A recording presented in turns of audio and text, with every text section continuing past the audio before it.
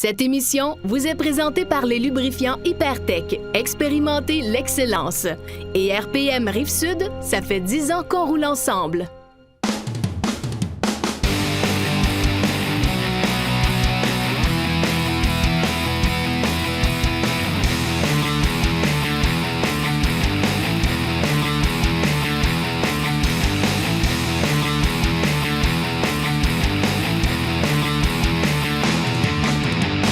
Salut à tous, bienvenue à Motocross Québec. Comme vous pouvez voir, il y a de l'action en arrière de moi. On est du côté de X-String cette semaine pour une série du Challenge Québec. Pourquoi j'aime bien être présent du côté de X-String? Bien, c'est simple. Premièrement, c'est une piste qui rajoute un challenge assez difficile pour les pilotes. C'est quand même assez long, ça demande une bonne endurance. Et c'est tout un spectacle aussi pour les gens qui voudraient venir voir justement une compétition comme celle-ci.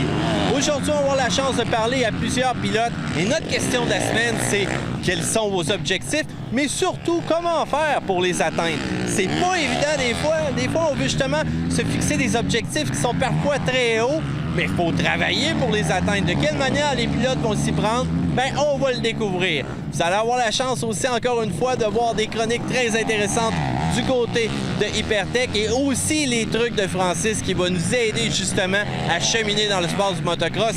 Une émission qui est très chargée. Motocross Québec, c'est parti!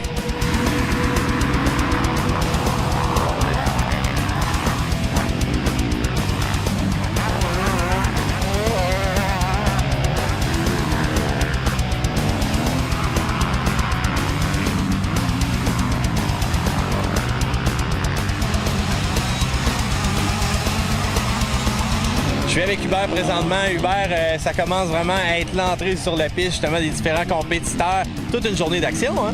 Oui, on est dans le feu de l'action. Présentement, c'est les juniors qui se préparent, les vets juniors qui se préparent à aller sur la piste. Beaucoup de monde aujourd'hui. Bien satisfait, ça se déroule très bien. On est à l'heure, le programme va bien. Challenge Québec, c'est une grosse saison qui s'en vient pour vous. On se promène à plein d'endroits. Est-ce que tu as eu des modifications particulières au calendrier cette année? Oui, bien, par rapport à 7 événements l'année passée, on en a 2 de plus. Donc, on va à Sainte-Julie et on va également à Saint-Eck qui fait un retour, là, qui a déjà eu le championnat canadien là-bas, dans la Mauricie. Ça va être big là-bas. Hubert, je posais la question aux pilotes, quel était leur objectif pour cette année, mais je pense que je peux le demander quand même à toi. Quels sont tes objectifs pour cette année et de quelle manière tu vas les atteindre en tant que justement responsable du côté de Challenge Québec? Une des grandes fiertés, c'est d'organiser des programmes et puis de finir à l'heure. Donc, à date, on est dans les temps, ce qui est vraiment merveilleux parce qu'on a aux alentours de 400 inscriptions. Donc, il y a du monde dans toutes les classes, c'est plein. Tant qu'il n'y a pas de blessés, ça se déroule très, très bien. On se croise les doigts, ça va bien.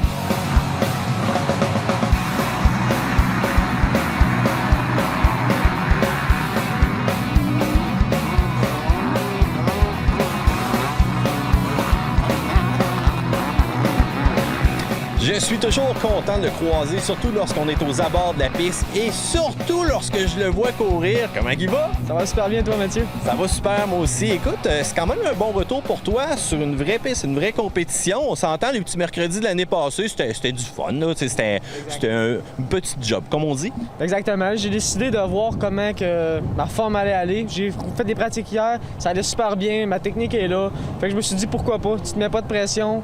Je me suis dit, j'y vais, je me lance, puis il arrivera ce qui arrivera. Je finirai dernier, moi être content. Je vais finir premier, moi être content. Un petit peu plus, mais moi être content. On y va avec la question de la semaine, mon ami Francis.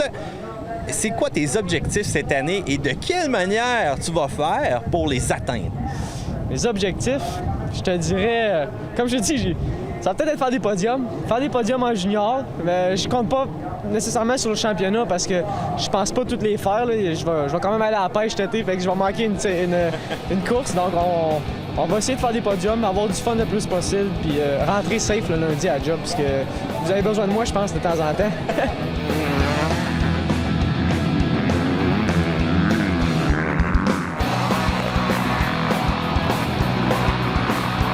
Pour avoir un moteur aussi performant, ça prend de la bonne huile à l'intérieur. Parce qu'on le sait, la friction entre les pièces, ça crée de la chaleur. Et ça, c'est l'ennemi du moteur. Justement, on s'en va parler à Enrico d'Hypertech qui va nous démystifier et nous aider à comment choisir une bonne huile. À la chronique Hypertech cette semaine, on répond à une question, la question typique que tout le monde pose, Enrico. Est-ce qu'on utilise de la synthétique ou de la minérale dans notre véhicule? Ça dépend de ce que tu fais avec ton véhicule. OK. Donc, moi, disons que j'ai une moto. Je fais tout simplement de la route, comme celle-ci présentement qui passe, une Honda tout simplement normale. Je pars, je fais ma ride du dimanche, comme on appelle. Est-ce que je mets de la synthétique ou de la minérale? Si tu es quelqu'un qui va négliger tes changements d'huile, que tu ne feras pas la recommandation du manufacturier, tu es mieux d'y aller dans le synthétique. Parce que c'est une huile qui va durer plus longtemps, qui va être au-delà de ce que le manufacturier recommande. Ce qui fait que si ça dépasse de 1000 km ou de 5 heures, c'est plus ou moins grave. Avec combien, mettons, de kilomètres, justement, je peux faire avec une huile synthétique? Est-ce que je peux en faire plus qu'avec une huile minérale? Encore là, ça dépend de ta conduite. Si on a toutes les deux la même moto, moi, je m'en vais petit train, va loin avec ma blonde la fin de semaine. Toi, tu fais de la course sur les routes tout le temps.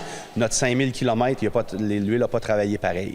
Habituellement, quelqu'un qui a une conduite normale, oui, on peut extensionner, mettons, à 6000 km. Certains nous disent, moi, je la flush à 7000 km, puis elle est encore belle, mais le rendu à 7000, là, c'est assez. Là. Mais oui, il y en a qui le prolongent beaucoup. Là. Bon, bien, je change de scénario. Je suis une personne qui arrive aux courses, j'embarque sur la moto, je mets ça au fond, c'est gaz zéro. 40 fois dans à peine 500 mètres, vraiment le moteur qui est sollicité au maximum. Là, est-ce que j'y vais avec de la synthétique? Moi, personnellement, qui fais du motocross, sur piste, je roule avec de la synthétique. Je suis pas un pro. Je suis quelqu'un qui bat sa machine, mais pas assez pour dire que je serai un pro. Je vais y aller avec de la synthétique. Je vais faire un 7, 8, 10 heures avec mon huile, puis elle est encore correcte, je la remplace. Quand je regarde des gens qui ont commandé de chez Hypertech, nous, on est un peu à l'inverse de la logique. Quand quelqu'un va devenir de plus en plus performant, si on peut dire, sur sa moto, on va y aller avec du minéral. Attends un peu, explique-moi ça, là, parce que là, c'est totalement le contraire de tout ce que j'entends et je veux être sûr de comprendre. Oui, bien c'est ça. Ça a été demandé par des coureurs il y a déjà une dizaine d'années qui nous disaient, ton huile, on la garde pas dans nos motos de course. D'autres, à la fin de la journée, il y a 2 heures au compteur, on la jette par terre, elle est encore comme neuve. Je pourrais la redonner à un de mes chums qui fait de la route avec ça. Fait que je dis, pourquoi vous ne fabriquez pas une bonne huile minérale qu'on va être capable de t'offrir 5 heures, mais qu'elle va donner un bon rendement, puis qu'on va diminuer le coûtant du produit. Fait que c'est pour ça qu'on l'a bâti. Fait que chez nous, on a la gamme Mine, qu'on appelle, qui est vraiment un produit qui est fait pour les coureurs. Ça fait peur, il y en a qui ne nous croient pas, puis qui disent « ça se peut pas rouler avec de la minérale en course ». Mais si vous parlez à tous les coureurs qu'on commandite, puis on en commandite des bons, vous allez voir que ça donne un bon résultat. De toute façon, l'huile, elle reste 2 heures dans le bike gros max, puis il l'enlève. Là. Fait que l'huile, elle n'a pas le temps de se désagréger. Là. Donc, elle n'atteint pas vraiment sa fin de vie d'une certaine manière au niveau de l'huile.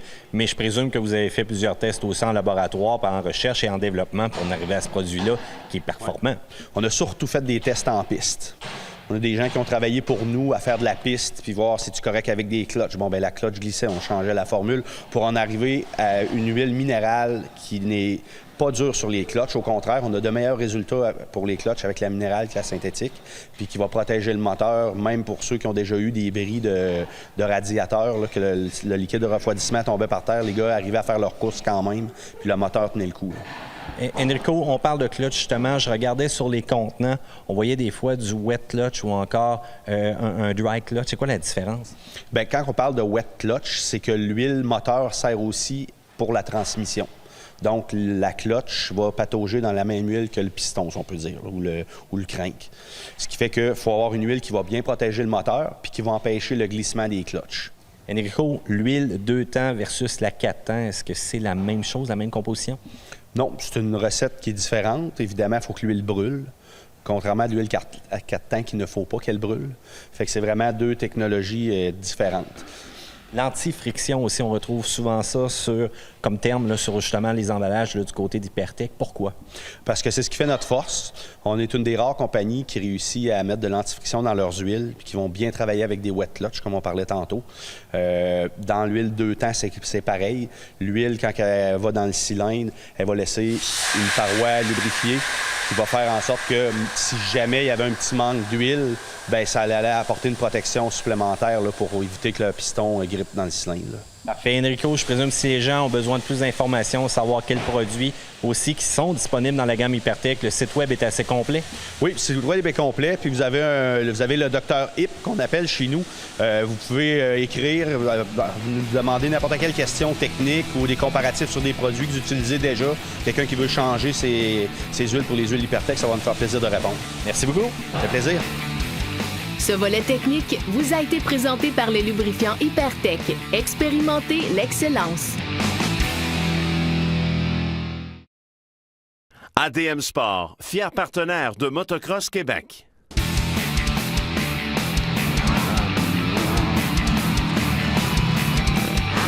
Ça me fait toujours plaisir de lui parler à chaque année. Roxane, comment ça va? Ça va bien, toi? Ça va super. Roxane, tu as plusieurs rôles là, présentement pour toi aujourd'hui.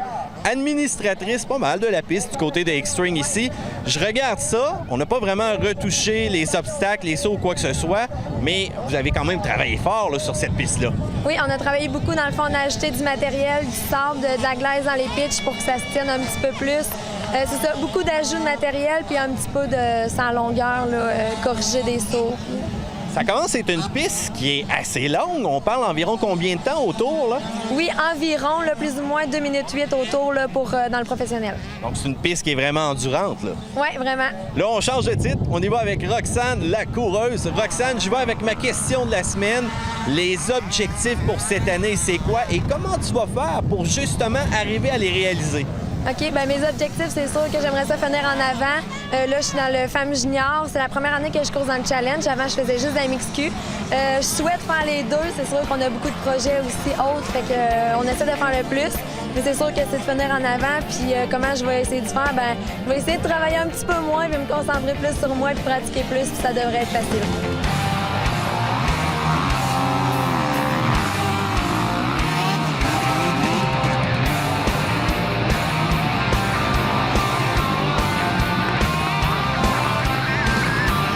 Ça, d'après moi, c'est un nom que vous allez entendre parler souvent cette année. Brodeur. Eve Brodeur, comment ça va? Bien, merci. T'as quand même un très gros sourire. Tantôt, quand je suis arrivé pour te demander pour l'interview, elle sort toute radieuse, toute contente. Fait que d'après moi, c'est un signe que ça va bien. Oui, ça va très bien. J'ai coursé 2 courses, mes 2 classes ce matin, puis ça a vraiment bien été. C'est rushant parce qu'ils sont très proches, là, mais ça a bien été, fait que je suis vraiment contente. Est-ce que c'est pas un peu beaucoup, je te dirais, justement, de courir dans 2 courses, une après l'autre? Ça demande quand même une forme physique assez élevée. Oui, mais justement, je travaille sur ça depuis la fin de saison. L'année passée, on a été s'entraîner en Caroline du Nord aussi, fait que faut bien que ça serve à quelque chose. Mais là, tu avais été aussi arrêté, je pense, par une blessure l'année dernière. Il me semble qu'on t'avait vu dans les débuts, puis après ça, L'année passée, j'ai dû prendre 3 semaines de repos parce que je me suis cassé la clavicule justement ici, à Tring Junction, au début de l'année.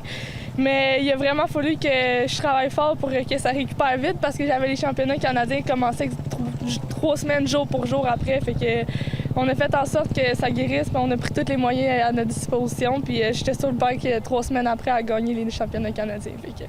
Bon, mais Eve, j'y vais avec la question de la semaine. Tu vas voir, elle n'est pas trop compliquée. Quels sont tes objectifs pour cette année, pour cette saison-là qui s'en vient, mais surtout de quelle manière tu vas faire justement pour les atteindre?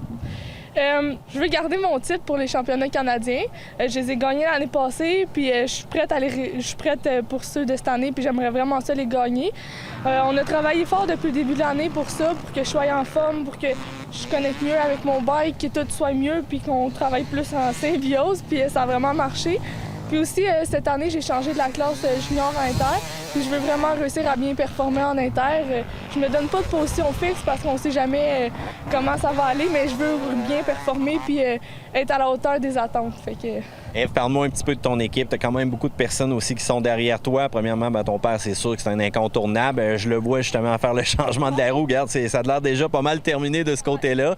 Mais je présume qu'il est là aussi pour toi là, dans toute situation. Oui, mon père, il a tout le temps été là pour moi. Il est là, c'est mon coach, mon mentor, mon mécanicien, c'est mon tout. Puis cette année, on a fait une équipe. J'ai mon coéquipier Simon Taillefer qui est avec moi cette année. On a bâti une équipe, on a 4 bikes, tout le temps top. On est tout le temps habillés pareil. Puis on a fait vraiment ça clean cette année, puis c'est vraiment le fun. Puis on a décidé de bâtir Team Brodeur. C'est un de nos bons amis qui est avec nous depuis longtemps, Simon Taillefer. Puis cette année, on a décidé qu'il allait se tourner dans nous encore plus, comme vraiment pour vrai officiellement, puis on a bâti Team Brodeur.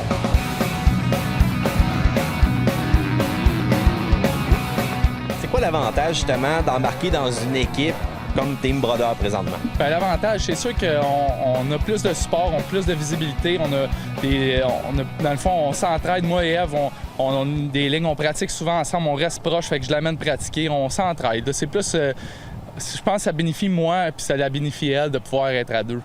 Parlons un petit peu de tes objectifs. D'ailleurs, c'est ma question de la semaine. Quels sont tes objectifs pour la saison, mais surtout de quelle manière tu vas t'y prendre pour les atteindre? Oui, c'est sûr, cette année, je vais courser dans la classe junior. Ça fait maintenant 3 ans que je fais cette classe-là. C'est sûr que cette année, on vise la plus haute marche du podium. On veut essayer de gagner, tout le temps finir en avant, c'est sûr.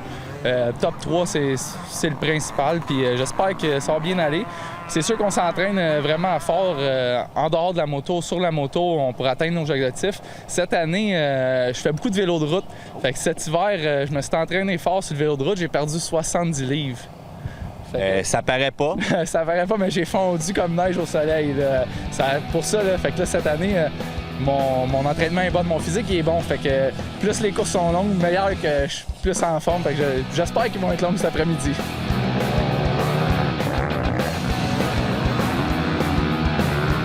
Pour performer dans le sport aussi extrême que le motocross, parfois ça prend des trucs et des bons conseils d'experts. Mais c'est tant mieux parce que justement, on s'en va voir Francis de RPM Rive-Sud qui va nous en donner tout plein.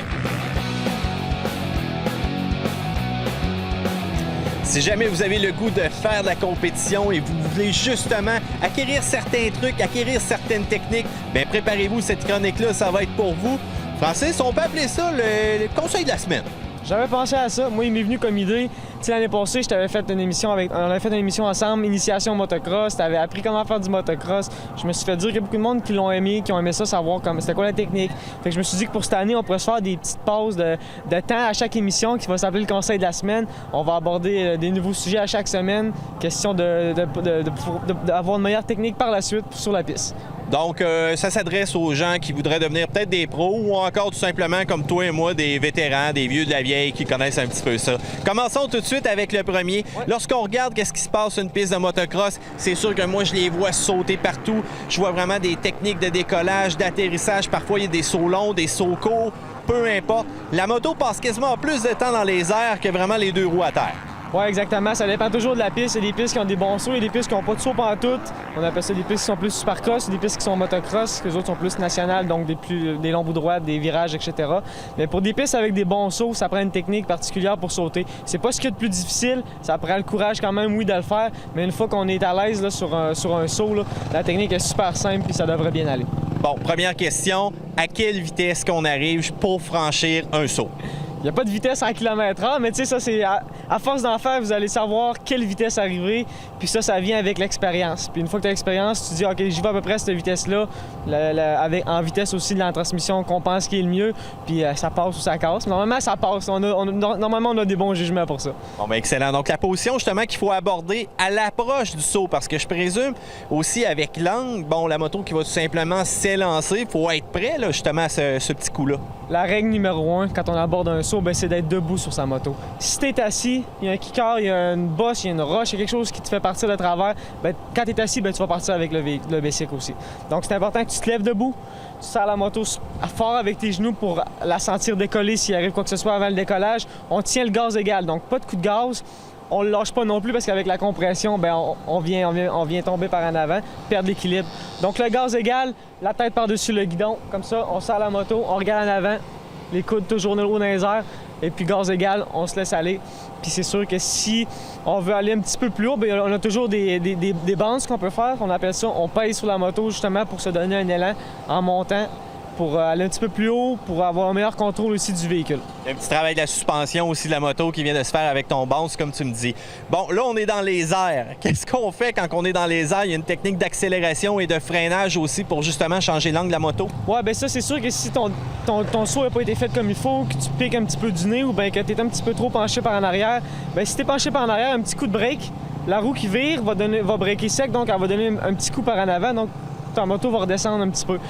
Le contraire, si tu piques du nez, tu donnes du gaz pour que ta roue commence à rouler un peu plus vite en arrière pour essayer de faire relever le devant un petit peu. L'idéal, c'est d'atterrir dans le landing les deux roues en même temps.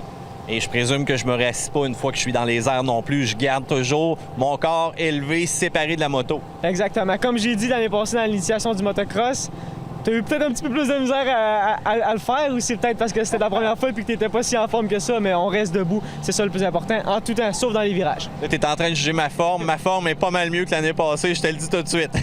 Donc là, une fois qu'on a vraiment notre amorce, donc descendre le saut, moi, ce que j'avais comme, je te dirais, problématique, c'est que j'avais souvent tendance à reposer mon poignet sur l'accélérateur quand j'atterrissais. Donc, je m'appuyais vraiment sur le guidon. C'est là que ça me faisait faire quelques erreurs. Ouais, ben c'est ça qu'il faut pas faire. Comme je te disais, les coudes bien hauts, quand tu atterris, ben t'es sûr que ton coude ne donnera pas de gaz parce que tes coudes sont barrés comme ça, puis ils vont agir comme une suspension au lieu d'agir comme du throttle un peu plus. Ça.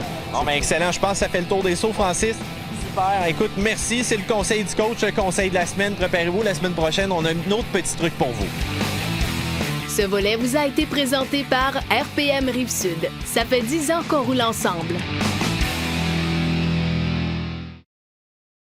ADM Sport, fier partenaire de Motocross Québec. Vous écoutez Motocross Québec! Alors, vous avez déjà peut-être entendu cette voix-là à la radio de Montmagny. J'étais avec Philippe Galland. Philippe, comment ça va? Ça va très bien. Philippe, nouvelle année pour toi dans l'équipe de course côté de RPM Rive-Sud. Comment que ça s'annonce? Ça s'annonce très bien dans la catégorie intermédiaire. J'attends une grosse saison. C'est mon retour à la course. Fait que je me fais pas trop d'attentes, mais d'après moi, ça va très bien aller. Tu as fait quand même un beau voyage, semblerait, l'année passée avec nos amis les Lessards. Parle-moi un petit peu de ton expérience. J'ai super aimé ça. C'était vraiment le fun. On était les trois aux États-Unis. On a passé 6-7 semaines là environ. Puis c'était vraiment une expérience là, inoubliable. Quand même certaines étapes difficiles des fois dans la vie d'un coureur. Une petite blessure qui t'est arrivée, mais tu t'en es quand même très bien sorti. Oui, je me suis éclaté une vertèbre l'année passée. J'ai été obligé de passer 1 an arrêté. Puis là, j'ai recommencé, ça fait 1 mois, puis c'est ça, là, je reviens dans la course. Parfait, Philippe. La question de la semaine, quels sont tes objectifs pour la saison et qu'est-ce que tu fais pour les atteindre? Ben, je vise au moins un top 5 inter cette année, puis je vais m'entraîner très fort chaque semaine pour essayer de regagner la vitesse que j'ai perdue durant mon année arrêtée. Là. Je suis présentement sur la piste de départ et un de mes amis est présentement ici. Félix, comment ça va? Ça va super bien, toi? Oui, Félix, la question de la semaine. Premièrement, ça va être quoi tes objectifs pour la saison au complet, mais surtout, comment vas-tu faire pour les atteindre? Je vais te dire que faire du bicycle, c'est tout le temps ce qu'il y a de meilleur. Hein? Moi, finir sur le podium, c'est le fun, mais gagner, c'est tout le temps plus le fun. Fait qu'on est ici pour gagner. Ça roule super bien, mon affaire.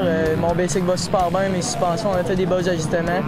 Fait que juste garder ça simple, faire le mieux que je peux, puis avoir du fun, surtout. Sur la piste, présentement, bon, je vois qu'il y a beaucoup de pilotes qui sont alignés. Est-ce qu'il y en a un que tu crains qui va te talonner un petit peu plus? Ouais, il y a une couple de gars qui ont passé lundi hiver aux États-Unis, fait que je vais watcher mon derrière plutôt, parce qu'ils vont me pousser, c'est sûr, mais je vais faire du mieux que je peux, puis je les laisserai pas passer.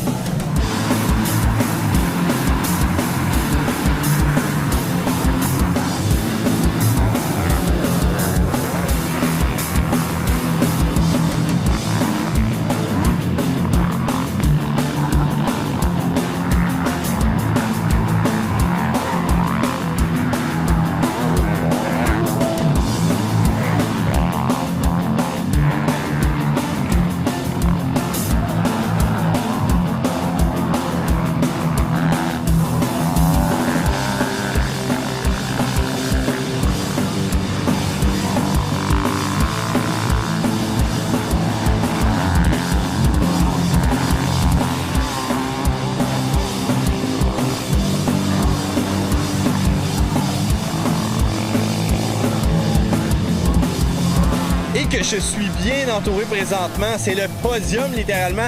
Tous des amis, tous des gars qui pratiquent ensemble. Les gars, félicitations, chapeau. Premièrement, je tiens personnellement à vous le dire. Ced, comment ça a été de ton côté? Super bien. J'ai un peu pompé des bras, ce qui a fait que j'ai ralenti. Vers la fin de la course, Félix m'a rattrapé. On a eu une petite bataille les 2-3 derniers coins. Sinon, tout le long de la course, je me suis battu contre Saint-Cyr. Ça a été vraiment une très belle course. Excellent, Ced, merci. Les gars, Tabarouette, hey, moi j'aime ça être entouré de vainqueurs, ça n'a pas de sens. Félix, de ton côté, je vois que tu as mangé un petit peu de terre. Il t'en reste encore un petit peu dans la figure. C'est-tu normal? Ouais, c'est normal, hein? Ça, le motocross, on aime ça la terre. Nous autres, on en mange tout le temps. De ton côté, qu'est-ce qui s'est passé? Gars, j'ai eu un bon départ quand même. Je suis parti direct en arrière de Galant. Puis j'ai pas lâché. Je pense que j'étais pas mal tout seul en arrière des 3 premiers, justement.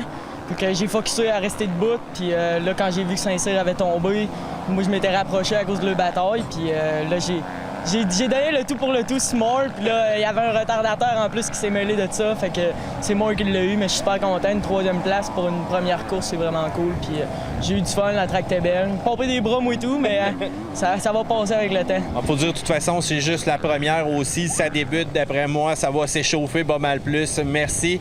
Écoute, je pense que t'es content, là. Super content. Tu vois le grand sourire, t'es en feu, littéralement. Puis toute une belle performance. La rapidité, sérieusement, je pense que ça s'est volé pas mal tout de suite en partant aussi, hein? Ouais, j'ai tombé dans mon beat de course, puis j'ai tenu ça, j'ai resté égal le plus possible, puis ça a super bien été. Hein. Quand tu es justement en avant comme ça, comment qu'on est au courant de l'action qui se passe en arrière de toi? Parce qu'à quelque part, il faut protéger ses arrières. Bien, sur quelques sauts, j'ai regardé en arrière pour voir si j'étais suivi de près, mais comme j'ai vu que j'avais une bonne distance, j'ai gardé ça safe, j'ai gardé mon beat, puis ça finit en avant. Bon, ben là, c'est pas pire. On est tous les chums sur le podium. C'est pas trop animal comme compétition. Mais d'après moi, il y a certains gars qui vont vouloir avoir votre peau là, dans la prochaine manche. Ah, sûrement, ils vont se battre tout le monde. On veut toute la même chose, c'est gagner. Fait que la saison, ça s'annonce très bien. Là, on va avoir de la compétition. Excellent, les gars. Encore une fois, félicitations, chapeau. Félicitations pour votre podium. Merci beaucoup.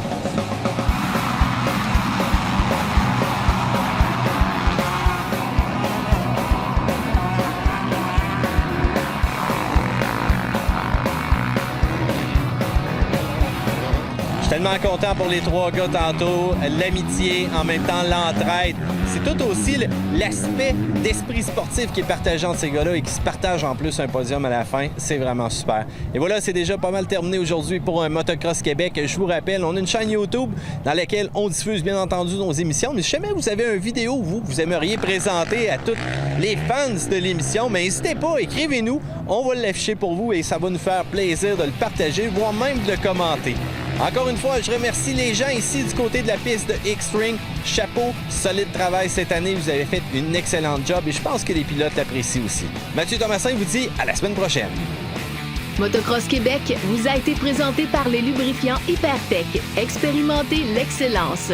Et RPM Rive-Sud, ça fait 10 ans qu'on roule ensemble.